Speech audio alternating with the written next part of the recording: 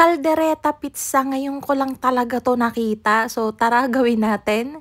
So, si Chef Anthony ang yung nagluto ng toppings. Ako yung gagawa ng dough. Sa mixing bowl, naglagay na ako dyan ng 350 grams ng water, 10 grams ng yeast, 10 grams ng sugar, 500 grams ng bread flour or first class flour, 6 grams ng salt, then pinasok ko na yan sa mixer. Imimix natin yan hanggang maging makinis na yung dough.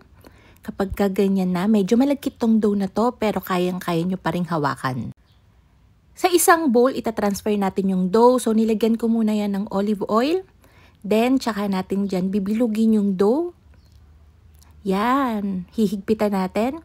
Then, tsaka natin to i-rest for 1 hour. Balutin natin ng cling wrap or kaya cloth. Pero kailangan pa rin yan may konting singawan. After ng 1 hour, eto na yung dough natin. So, tanggalin natin yung cling wrap and then makikita nyo na mas malagkit na yung dough.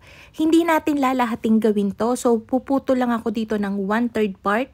Makakagawa kasi kayo dito ng 3 malalaking pizza dito sa recipe natin. So, ganito yung pagpuputol o pagbabawas ng dough kung sakaling hindi nyo gagamitin lahat. Huwag nyong i-deflate yung natira. Balutan nyo lang ulit ng cling wrap, then ilagay nyo sa ref. Kaya pa to makagawa ng at least 2 to 3 days pa ng pizza. Unti-unti nyo lang siyang gagawin. Pwede. So, pinapanipis ko na itong ating pizza na gagawin.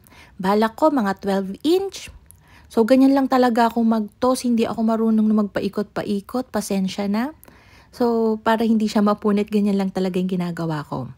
So, ibibilog ko lang yan dito sa pan. And then, si Chef Anthony ang na yung pinaglagay ko ng toppings.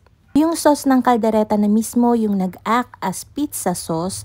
Then, yung mga karne, yun na yung toppings.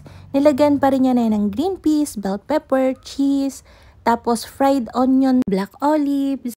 Nagprito din siya ng carrots, ng patatas, and then yun nga yung tinoppings niya. Add ng cheese, gumamit siya dito ng mozzarella, parmesan. Sinalang ko na to sa preheated oven na may 250 degrees Celsius. Sinalang ko to ng nasa 8 minutes. So, ito na yung pizza natin. Masarap naman siya, pero kung sa inyo ba, pasado o hindi? So, yun lang katinapay. Thank you. Bye-bye.